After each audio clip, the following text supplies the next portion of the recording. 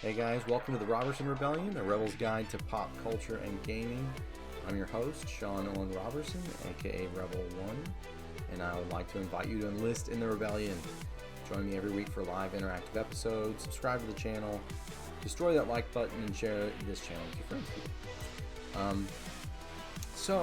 Today we're going to be talking about Apophenia and, how our brains create stories from nothing.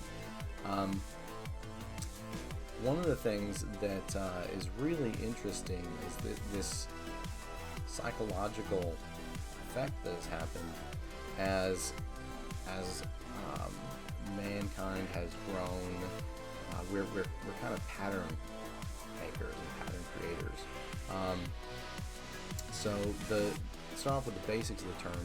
The term is a neologism. It's a new word created by German psychiatrist Klaus Conrad in 1958, and describes the human tendency to perceive meaningful connections amongst unrelated data. Conrad he was researching schizophrenia and needed a term to describe the phenomenon as it applied to the early stages of the psychosis. It is closely related to the term patternicity, and that means to describe the tendency to find meaningful patterns in meaningless noise. And another related term is agenticity. This is all by Michael Shermer. And agenticity is the human tendency to infuse patterns with meaning, intention, and agency. And so not only are we finding patterns in things that are unrelated, we are thinking that they have some sort of intention or agency. So we think that there's, for instance, a monster in the bush, right? So just as mankind evolved through life, and our ancient ancestors were worried about being eaten by predators and stuff like that. So if you've got a false positive, if you thought something was in the bushes and there wasn't something in the bushes, but you still freaked out and maybe ran away or were very cautious, well, nothing really bad happened there besides maybe a spike in your cortisol, your stress response. But in an evolutionary sense, if you thought that there might be a predator, a killer cat in the bushes, and it was there, then the penalty for getting that one wrong is pretty high. You're pretty much going to get taken out of the gene pool, right? So that's the idea. That's the concept behind why we have grown. Humankind has grown to add agency to first try and pick out meaning and patterns where it may not be, and B, then assign some sort of agency, this agenticity, right, to the pattern. And this adds up to things like you've heard of, maybe like the gambler's fallacy, where a gambler thinks that they start to think that the cards, or when they pull the slot on the slot machine, that it changes the chances they're going to win. They, other people will use this, like there's people who are, psychic readers or mystics and soothsayers, and they'll say things, they'll give cryptic messages about the past or future, maybe draw on some context clues or commonalities that a lot of people share, and then infuse just enough data about the future that, again, when you start, as you go on, you keep thinking about what they said, and it keeps just sticking there in the back of your mind, and then it's going to, at some point, you're going to think something real is happening. Or not. Sometimes you're like, I was told once, but other times, you're like, oh my gosh, how did they know? So, those are kind of the dark sides of apophenia, this term. But some of the light, there's some really great parts about it.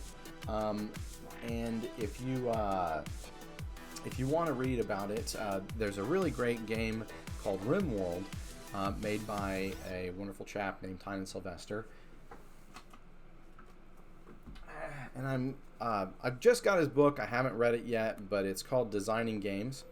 And he actually has written some articles about Apophenia and what it means. If anyone has played RimWorld, you'll know that it's a colony simulation game. You get all these colonists, they crash land on this world in the Outer Rim, so, sort of a Star Wars mixed with Wild West Outer Rim. Very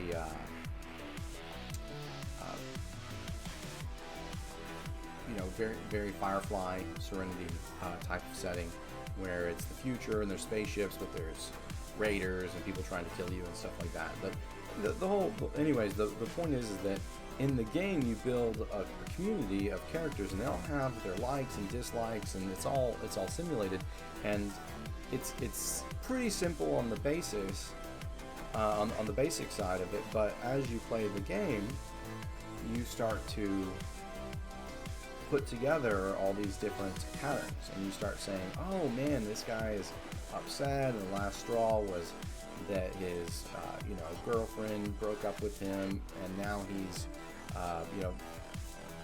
now he's angry, and he's getting different things happening. Sorry about that. So as you play through the game, you start to get attached to these characters through the stories that are created. But the whole point is there's no story engine per se. What it is a pattern generator, and you interpret the story from the patterns that are evolving. And some of the best games like that, like if you play Crusader Kings, or you play something like even Stellaris, where you're kind of like a space ruler simulator. What they're drawing on is drawing on this similar thing, this patternicity, this apophenia, where you take the different, otherwise maybe more normally meaningless random events that pop up, and tie them together into a personal narrative. And the Tino Sylvester talks about this in some articles that he's written. And one of the ways that he really leveraged apophenia was that he would make sure that when something was generated, or when something happened in the game world, a lot of times it left some sort of result on a character. And usually the strongest ones, he said, that are the ones that are tied to our stronger emotions. So sicknesses, love, death, friendships, hatred, enemies, family ties.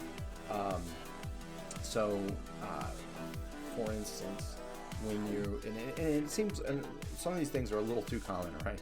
So you crash land in a game supposed to be in the rim, in the middle of nowhere, but then every once in a while you'll meet someone that is a member of, say, a raiding tribe, but they're actually the uncle of some character out of your settlers, and maybe a settler joins you, and it's actually the long lost aunt of this other character, or cousin, or boyfriend, or lover, or whatever.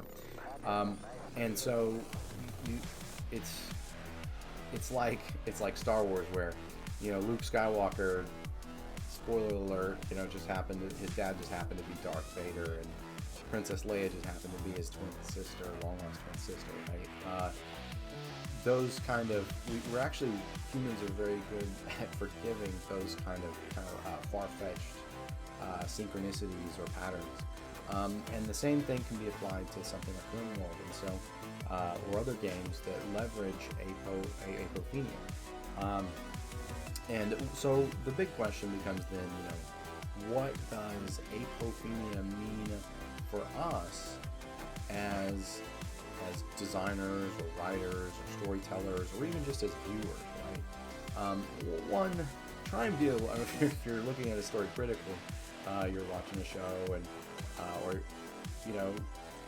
try to roll with the punches when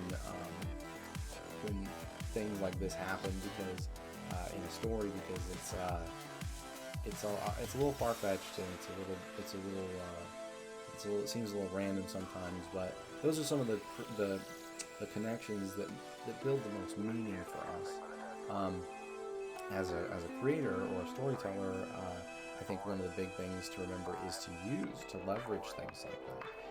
Not only to leverage the apophenia the random part of it, but also to leverage the parts of it that make it the most relevant, which make it the most personal. So if you're writing a story or running a role-playing game campaign with your friends, or something like that, or even just looking for something meaningful for someone else, think about those things that tie into our pattern recognition, and sort of our what's meaningful, our meaningful recognition system, I guess, in humans, and that can give you a nice way to create more meaning out of something that maybe wouldn't normally be registered as such.